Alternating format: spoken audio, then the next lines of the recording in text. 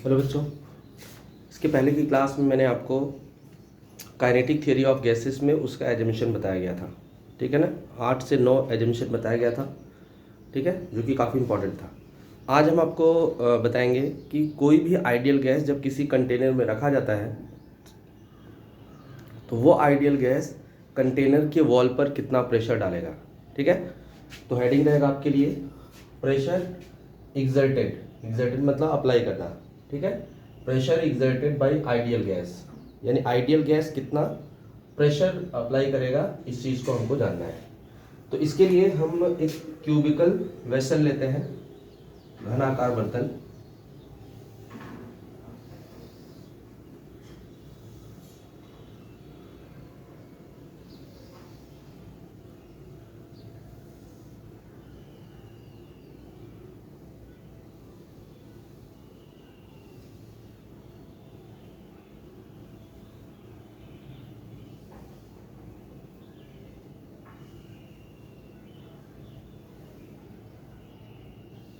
ये आपके पास क्या है, क्यूबिकल वेसल है, घनाकार बर्तन, जिसकी हर एक एज जो है मतलब हर लंबाई जो है मतलब जो साइड है वो यल लंबाई की है।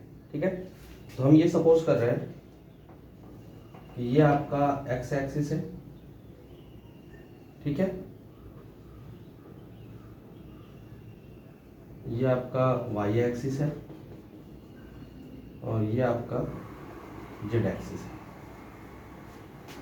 ठीक है, एक्स वाई जेड आपके पास है। अब हम क्या करते हैं, इसके अंदर गैस को भर देते हैं। ठीक है, और नाम भी दे देते हैं इनका। ए एज का नाम है ये, B C D E F G H. ठीक है, अब इसके अंदर आपने क्या करना है, गैस को भरना है। तो गैस के मॉलिक्यूल आपको मालूम है किसी भी कंटेनर में रैंडम मोशन करते हैं। ठीक है, तो इसके अंदर गैस भरी है, जिसमें से हम एक गैस को हम कंसिडर कर रहे हैं, ये एक मॉलिक्यूल को हमने कंसिडर किया। ठीक है, गैस भरा है इसके अंदर, लेकिन हम एक को हम कंसिडर कर रहे हैं जिसकी वेलोसिटी, मतलब ये पहला मॉलिक्यूल है गैस का, जिसकी वेलोसिटी मान लेते हैं v1 है। ठीक है, जिसकी वेलोसिटी कितनी है, v1 है। अब हम ये प्रेडिक्शन नहीं कर सकते, हमने सपोज किया है कि आपका ये जो गैसेस मॉलिक्यूल है वो इस डायरेक्शन में जाएगा। ठीक है, तो अब आपको मालूम है कि वेलोसिटी एक वेक्टर होती है और ये 3 डायमेंशनल मोशन कर रहा है। तो इस वेलोसिटी के 3 कंपोनेंट होंगे। पहला कंपोनेंट v1x, दूसरा कंपोनेंट v1y, मतलब यक्स कंपोनेंट, इस वेलोसिटी का यक्स कंपोनेंट, और इस वेलोसिटी का वाई कंपोनेंट। फिर इसके बाद जेड की तरफ v1z हो जाएगा। ठीक है, तो आपको ये मालूम है कि अगर आपका पार्टिकल 2 डायमेंशनल मोशन करता है तो आप क्या लिखते हैं, v1 स्क्वायर बराबर v1x square plus v1y square. ठीक है, क्योंकि 3 डायमेंशनल मोशन कर रहा है तो v1z स्क्वायर हो जाएगा। ये फॉर्मूला अभी हम अप्लाई करेंगे। ठीक है, तो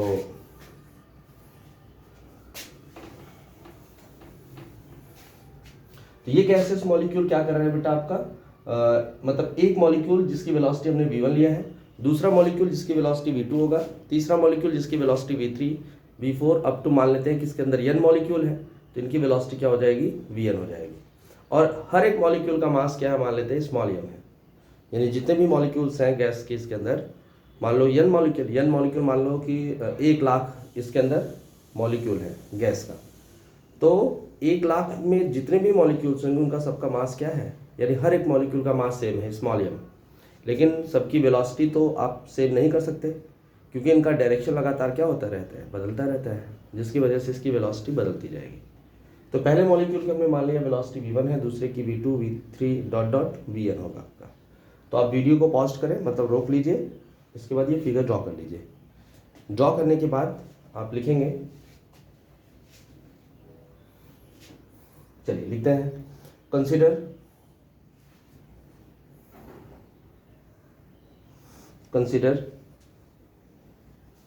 a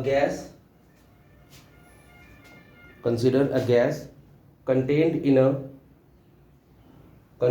a vessel, cubical vessel contained, consider a gas, माना एक गैस है हमारे पास, कंटेन्ड रखा है, इन अ क्यूबिकल वेसल, घनाकार बर्तन में, in a cubical vessel, of side, of each side, हर एक साइड कितनी है, यल लेंथ की, of each side small L,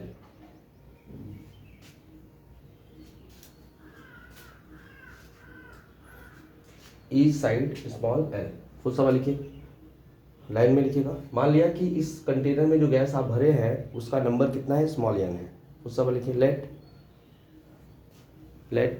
n be the number of molecule, let n be the number of molecule each having masses, सभी का मास कितना है, each having masses small m, each having masses small m, and moving with velocity, and moving with velocity v1, v2, v3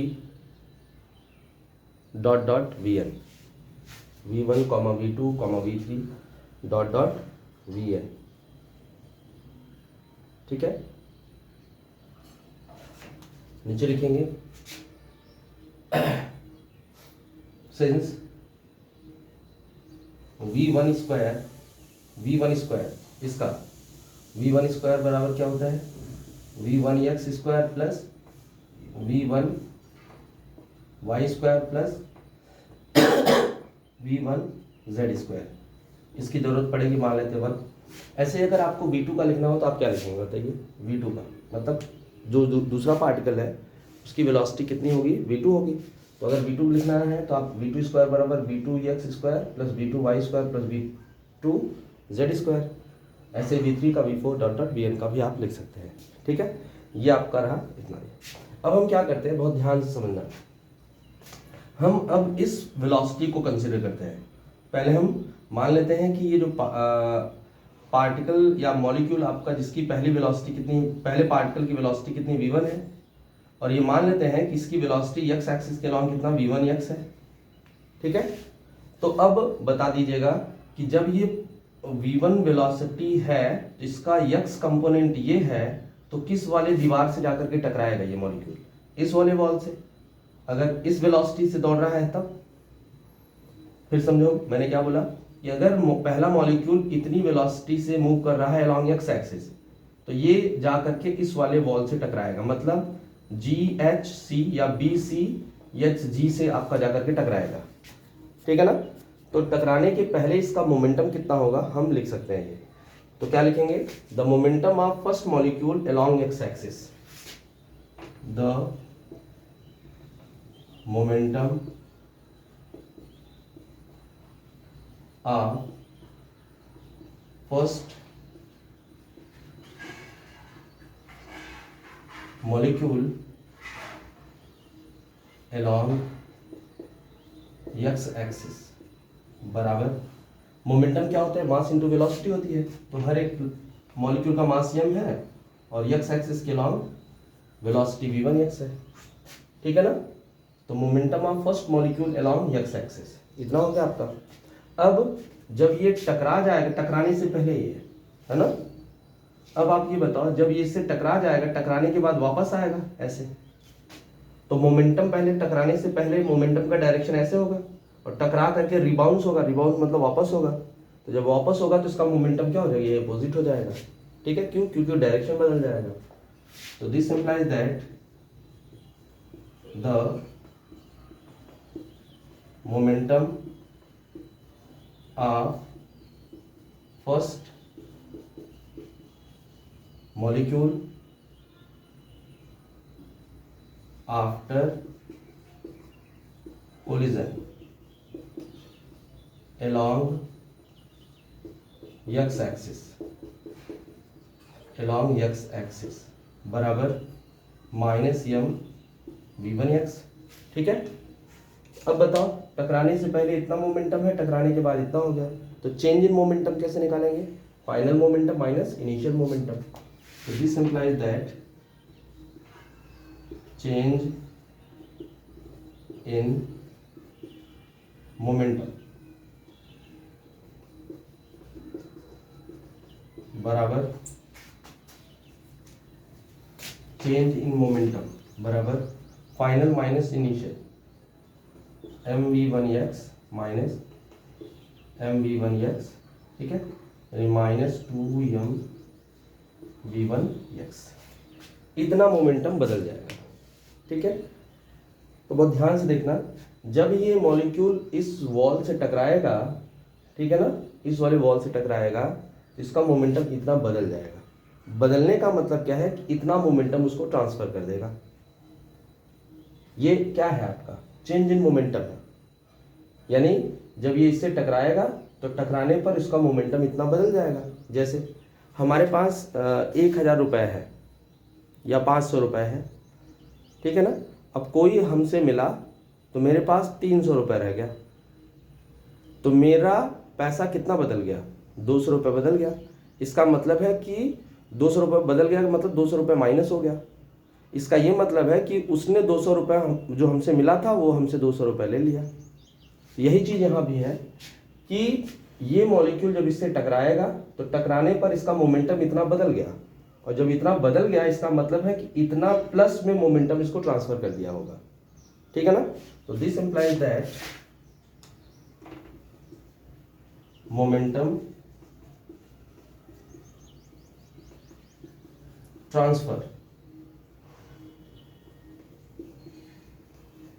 transferred by first molecule in one collision to the wall, किस wall को? To the wall, क्या होगा? BCHG बराबर इतना plus में हो जाएगा 2mv1x। इतना मोमेंटम ट्रांसफर कर देगा।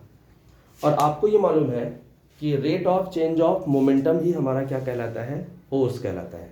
Rate of change of momentum ही हमारा क्या कहलाता है? फोर्स कहलाता है। तो नीचे लाइन चेंज पहले कंप्लीट करिए।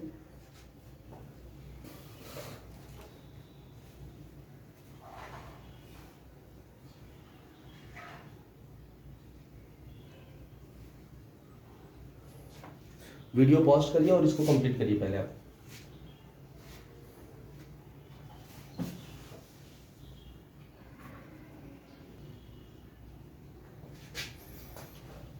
कंप्लीट हो गया। इसके बाद की लाइन जरा देखें आप, ध्यान से समझना। जब ये मॉलिक्यूल यहाँ से चल करके इससे टकराएगा तो टकराने के बाद वापस लौटेगा, और जो वापस लौटेगा तो ये इधर जाएगा, इस वाले वॉल से टकराएगा। तो पहले कोलिजन के बाद ये यहाँ से चलेगा, यहाँ टकरा गया इस वाले वॉल से, फिर ये वापस आएगा, मतलब ये यहाँ से यहाँ तक कितनी दूरी चलेगा? यह डिस्टेंस कवर करेगा, ठीक है।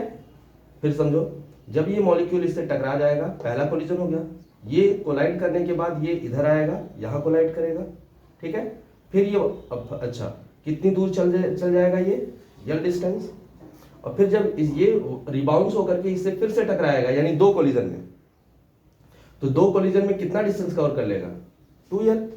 और किस वेलोसिटी से दौड़ रहा है ये? v1x से। तो टोटल टाइम कितना लग जाएगा इस वाले वॉल से दो कोलिजन में? तो क्या लिखेंगे यहां पर? टाइम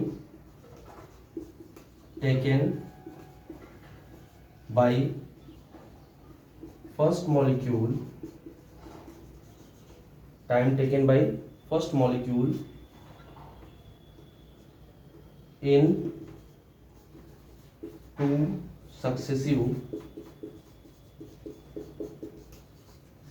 मतलब लगातार, टू सक्सेसिव कोलिजन बराबर कितना होगा बताओ? टाइम निकाल रहे हैं आप, तो टाइम इक्वल्स टू क्या होता है आपका? Distance upon velocity. तो डिस्टेंस कितना हो जाएगा आपका? 2l। 2l अपॉन वेलोसिटी कितनी है? v1x, ठीक है। और आप बताओ टाइम का उल्टा क्या होता है? टाइम का उल्टा नंबर ऑफ कोलिजन बताएगा।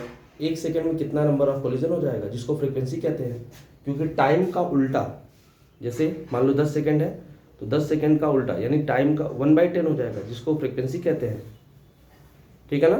टाइम का उल्टा क्या होता है? फ्रीक्वेंसी। फ्रीक्वेंसी का मतलब क्या है कि एक सेकेंड में ये कितनी बार टकराएगा। तो क्या लिखेंगे हम लोग?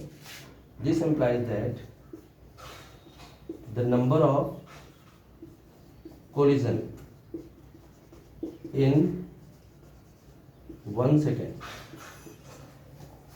1 second, number of collision in 1 second, इसका उल्टा v1x अपॉन 2l, यानी एक सेकेंड में इतनी बार टकराएगा। और एक बार में टकराने से कितना मोमेंटम ट्रांसफर कर रहा है? इतना। यानी ये मॉलिक्यूल जब इस वॉल से एक बार टकराता है तो इतना मोमेंटम ट्रांसफर करता है। ठीक है। जब ये मॉलिक्यूल इससे टकराता है एक बार तो इतना मोमेंटम ट्रांसफर करता है। और हर सेकेंड इतनी बार टकरा रहा है, एक सेकेंड में इतनी बार टकरा रहा है। तो जब एक सेकेंड में इतनी बार टकरा रहा है, ये नंबर है, तो इस नंबर का इसमें हम गुणा कर दें तो पता चल जाएगा कि एक सेकेंड में कितना मोमेंटम इस वाले वॉल को मिल रहा होगा। फिर से समझो अच्छे से। ये है क्या? ये एक कोलिजन में देखो, momentum transfer by first molecule in 1 collision. एक कोलिजन में कितना मोमेंटम ट्रांसफर कर रहा है इस वाले वॉल को।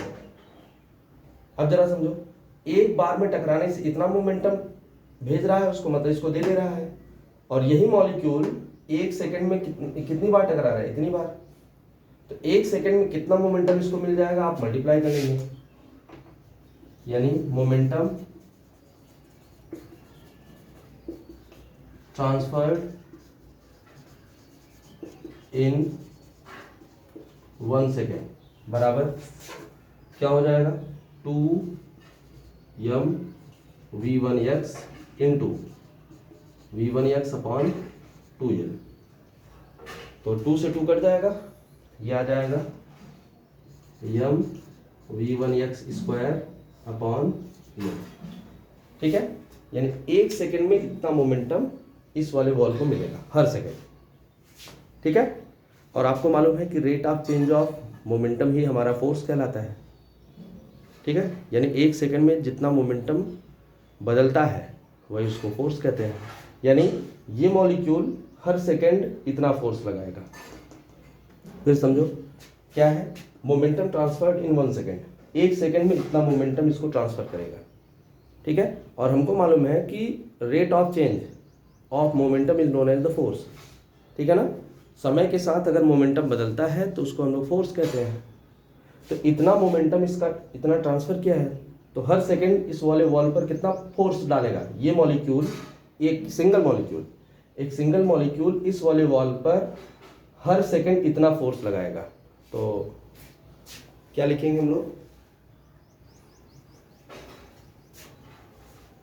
इस वाले फॉर्मूले की जरूरत पड़ेगी बाद में।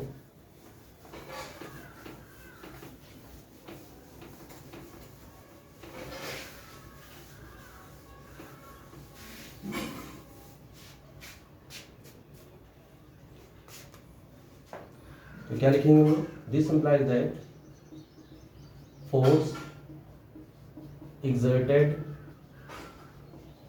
by, exerted मतलब अप्लाई किया, by first molecule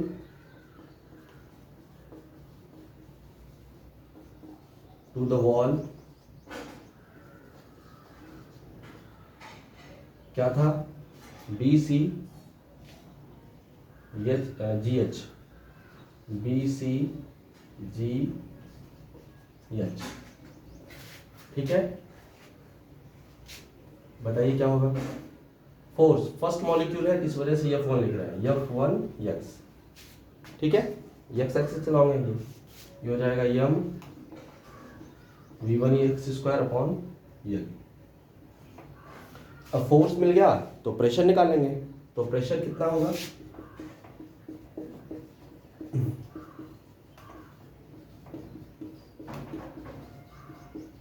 by first molecule to the wall BCGH P1x, मतलब पहला मॉलिक्यूल x एक्सिस के लॉन्ग कितना प्रेशर डालेगा। तो P इज इक्वल टू होता है फोर्स अपॉन एरिया। एरिया क्या है बताओ, इस साइड वाले कंटेनर का एरिया, लंबाई गुणे चौड़ाई, तो लंबाई भी यल होगा आपका, चौड़ाई भी क्या होगा, यल होगा। एफ एक्स की वैल्यू रख लेते हैं, mv1x square upon L cube हो जाएगा। यल स्क्वायर ऑलरेडी है ये वाला, तो ये पहला मॉलिक्यूल इतना प्रेशर डालेगा, ठीक है, ये पहला मॉलिक्यूल। इसी तरह से दूसरे मॉलिक्यूल के लिए अगर हम अप्लाई करें, या एक मॉलिक्यूल इतना प्रेशर x एक्सिस के लॉन्ग डालेगा, ठीक है, ऐसे ही दूसरे का निकालेंगे। दूसरा मॉलिक्यूल x एक्सिस के लॉन्ग कितना डालेगा, P2x बराबर mv2x square upon L cube. तीसरा मॉलिक्यूल कितना डालेगा, ऐसे आपका 3 बना लेंगे, है ना। तो नीचे लिखेंगे हम लोग, similarly pressure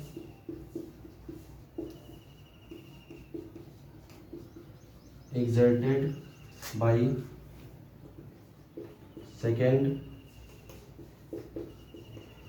molecule to the wall BCGH बराबर ये P2x बराबर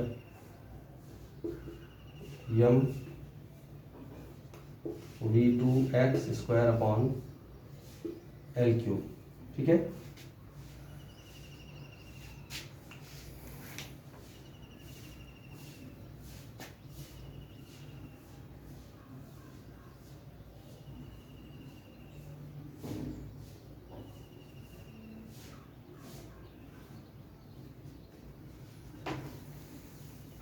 ये हो गया था, इसको कंप्लीट कर लीजिएगा। अगर नहीं हुआ तो वीडियो पीछे करके आप लिख लीजिएगा अच्छे से। ये आपका सेकेंड मॉलिक्यूल इतना प्रेशर डालेगा अलॉन्ग एक्स एक्सिस। इसी तरह से एंड ऑन कर लेंगे। Pressure exerted by nth molecule along on wall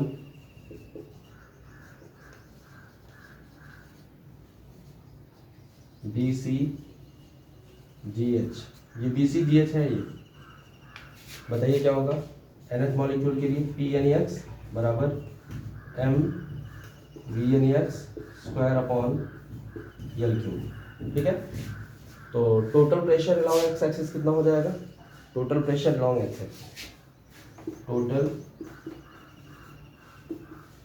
pressure along X axis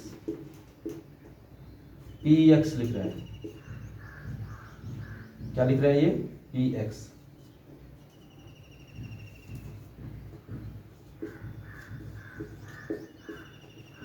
क्या हो जाएगा P1x plus P2x plus dot dot PNX, सबको जोड़ लेंगे। PX बराबर क्या हो जाएगा mV1x square upon L cube plus mV2x square upon L cube plus dot dot mVNX upon L cube, ठीक है। यह आपका total pressure along X axis है। इसी तरह से वाई एक्सिस पर निकालेंगे, मतलब ऊपर वाली दीवार पर और नीचे वाले पर। तो P Y is equals to यही आपका वाई हो जाएगा, और फिर पी जेड निकाल लेंगे। तो पहले आप वीडियो को रोकें और इसको कंप्लीट कर डालें।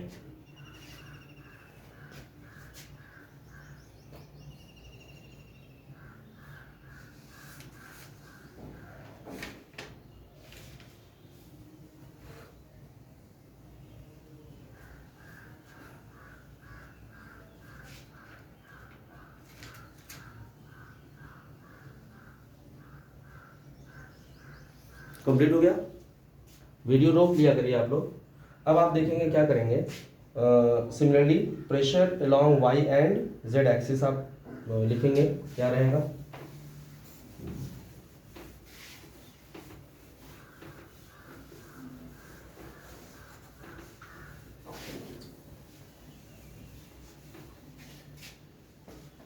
Similarly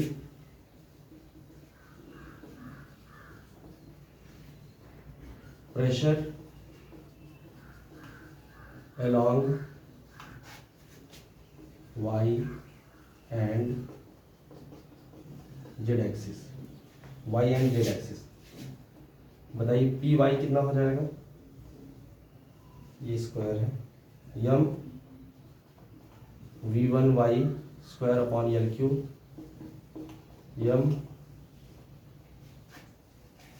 we two Y square upon L cube plus dot dot M V N X square upon L cube and P Z बराबर M B one Z square upon L cube M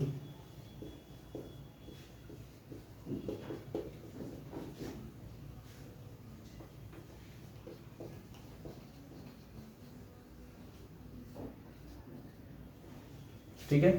तो ये X axis के long, Y axis के long और Z axis के long pressure आपका सब मिल गया। ठीक है, अब हम क्या कहते हैं, बहुत इंपॉर्टेंट लाइन बोलेंगे कि ये जो P X P Y P Z है आपका, ये total pressure along X axis Y axis और जेड एक्सिस है। ठीक है, और ये सारे प्रेशर आपके सेम होते हैं। क्यों सेम होते हैं? क्योंकि आपको मालूम है कि ये हर एक मॉलिक्यूल रेंडम मोशन करते हैं। रैंडम मोशन का मतलब आप कोई प्रेडिक्शन नहीं कर सकते, मतलब पहले से अनुमान नहीं लगा सकते कि कौन सा मॉलिक्यूल किधर जाएगा। ठीक है ना, तो इसका मतलब क्या है कि एक्स एक्सिस के लॉन्ग जो प्रेशर मॉलिक्यूल डालेंगे, मतलब गैसेस मॉलिक्यूल डालेंगे, जैसे आपके पास ये कंटेनर है, यही कंटेनर है, इस कंटेनर में जो गैसेस मॉलिक्यूल्स हैं ये एक्स एक्सिस के लॉन्ग, वाई एक्सिस के लॉन्ग और जेड एक्सिस के लॉन्ग, ठीक है ना, इनमें कोई प्रेडिक्शन आप नहीं कर सकते। प्रेडिक्शन मतलब पहले से अनुमान नहीं लगा सकते कि कौन सा मॉलिक्यूल किधर जाएगा, यानी ऑल डायरेक्शन में जाने की प्रोबेबिलिटी सेम होती है। यानी एक्स एक्सिस की तरफ जितना पार्टिकल के जाने की प्रोबेबिलिटी है वही वाई एक्सिस की तरफ, क्योंकि गैस है ना, तो गैस के एक साइड या दूसरे साइड या तीसरे साइड, मतलब हर डायरेक्शन में उसके मोशन की प्रोबेबिलिटी सेम होती है। इस वजह से कि हर डायरेक्शन में जो प्रेशर होता है आपका सेम होता है। जैसे हम आपको छोटा सा एग्जांपल बताएं, बैलून होता है, बैलून मतलब गुब्बारा, तो गुब्बारे में जब हवा भरते हैं, हवा मतलब गैस भरते हैं, तो चारों तरफ आपका सेम साइज में आपका फुलाता है।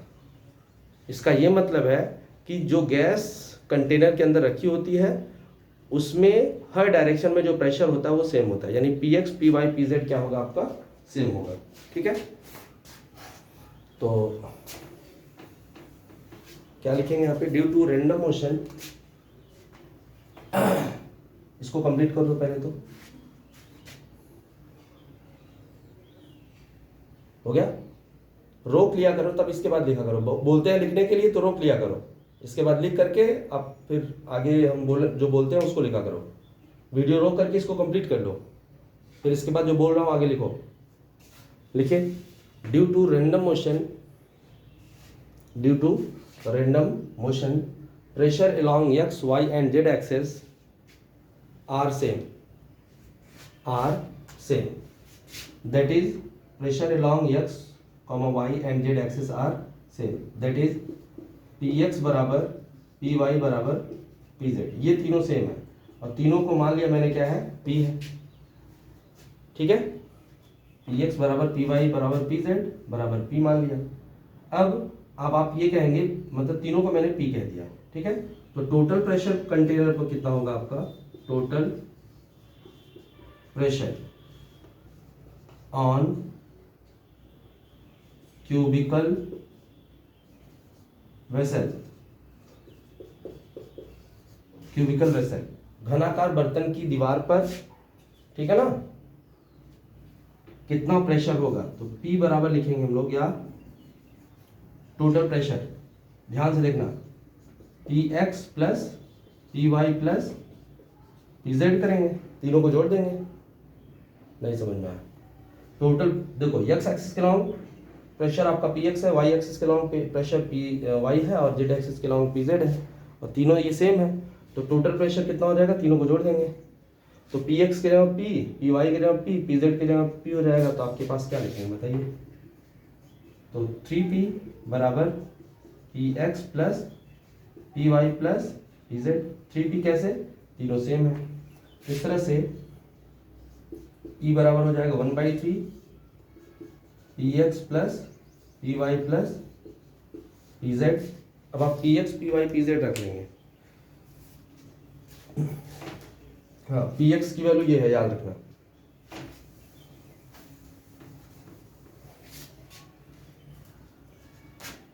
तो काफ़ी लंबा रहेगा। तो P बराबर 1/3, हम पहले पी एक्स रख रहे हैं। तो पी एक्स कितना होगा, यम V1 x square upon L cube, यम V2 x square upon L cube plus तीसरा रहेगा 3 रह जाएगा आपका, डॉट डॉट कर रहे हैं, M V N X square upon L cube plus एक आपका पी एक्स हो गया। पी वाई का M V one Y square upon L cube plus M V two Y square upon L cube plus M V N Y square upon L cube. दो हो गया आपका, यानी ये पी एक्स हो गया यहाँ से लेकर के यहाँ तक, ठीक है, ब्रैकेट लगा दे रहे हैं। चलो इसे जान दो, ये पी एक्स हो गया, ये पी वाई हो गया, प्लस पी जेड का मतलब M V one Z square upon L cube plus M V two Z square upon L cube plus dot dot M V N Z square upon L cube. ये Z है, ठीक है। और सब में अब देखेंगे अगर आप, तो यम बाई एल क्यूब कॉमन है, ठीक है, यम बाई एल क्यूब क्या है, कॉमन है। तो शायद आप यहां तक लिखे हैं।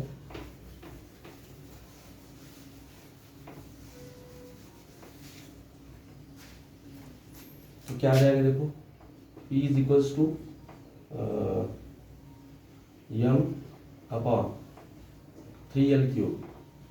देखो v1 एक्स स्क्वायर है, देखो v1 वाला एक तरफ करते हैं। तो पहले का v1 X square plus v1 Y square plus v1 Z square, एक ब्रैकेट में यानी 1 1 और ये 1। फिर इसके इसी तरह से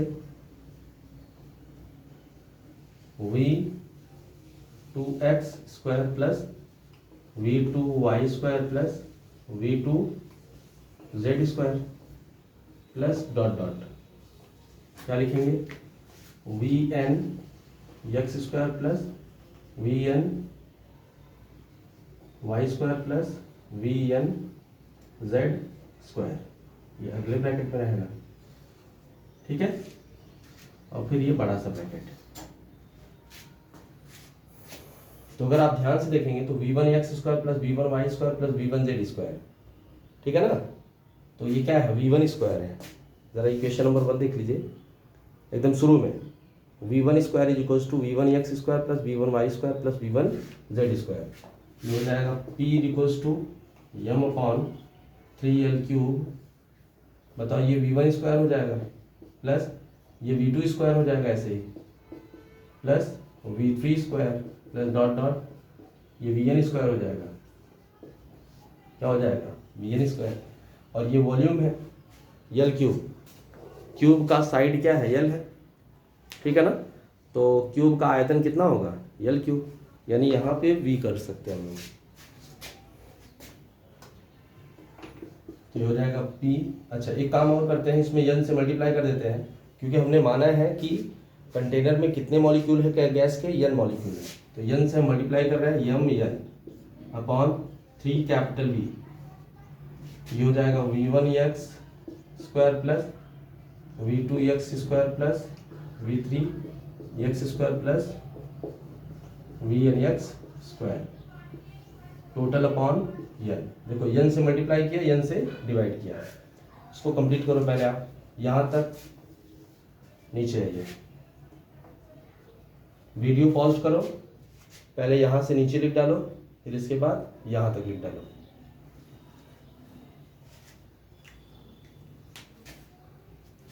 जल्दी करो।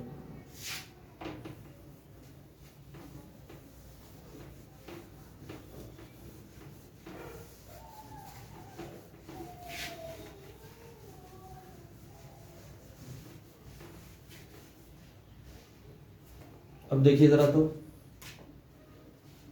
ये अपॉन ये हो गया आपका, ध्यान से देखिएगा। अगर आप ध्यान से देखें तो ये आपका एवरेज वेलोसिटी है, औसत चाल है ये, या औसत वेग है ये। कैसे, sorry, square average velocity, square average velocity, पहले मॉलिक्यूल की वेलोसिटी अलोंग एक्स एक्सिस, ठीक है। एक मिनट, ये क्या लिख दिया मैंने, ये V1 V2 V3 सा था ना ये सब।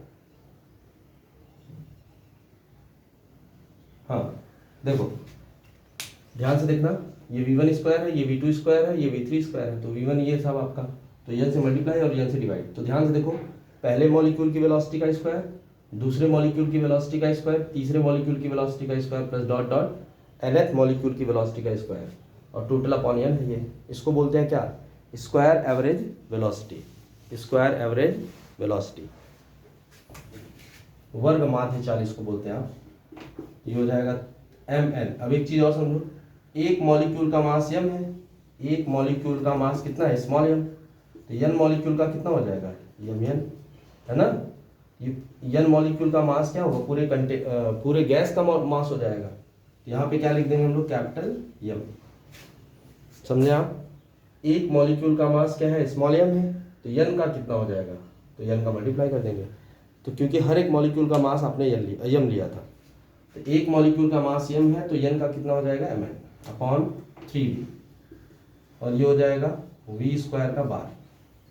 v स्क्वायर का बार का मतलब square average velocity, square average velocity, ठीक है।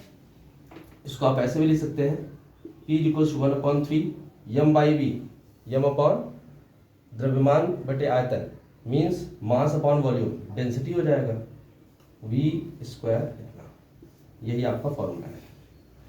यानी कंटेनर की वॉल पर आइडियल गैस इतना प्रेशर लगाएगा। जैसे कोई कंटेनर है ना, तो कंटेनर की दीवार पर जो गैस के मॉलिक्यूल प्रेशर डालेंगे वो इतना प्रेशर डालेंगे। बहुत इंपॉर्टेंट फार्मूला है ये, और इसी फार्मूले की हेल्प से हम लोग जितने भी गैस के लॉ हैं, जैसे बॉयल्स लॉ हो गया, चार्ल्स लॉ हो गया आपका, एवोगाड्रो लॉ हो गया आपका, ग्राहम्स लॉ हो गया आपका, पार्स, ठीक है ना, ये जितने भी आपके गैस के आइडियल गैस से संबंधित जितने भी नियम हैं वो इसी फॉर्मूले से हम आपको प्रूव करके दिखाएंगे, ठीक है। तो आज के लिए इतना ही, आप बहुत अच्छे से इसको आप कंप्लीट कर लीजिएगा। जो इसमें डाउट करें आप हमसे ज़रूर पूछेंगे, सर ये हमको डाउट है, ठीक है ना। तो आज के लिए इतना ही, बाकी अगली क्लास में चलेंगे।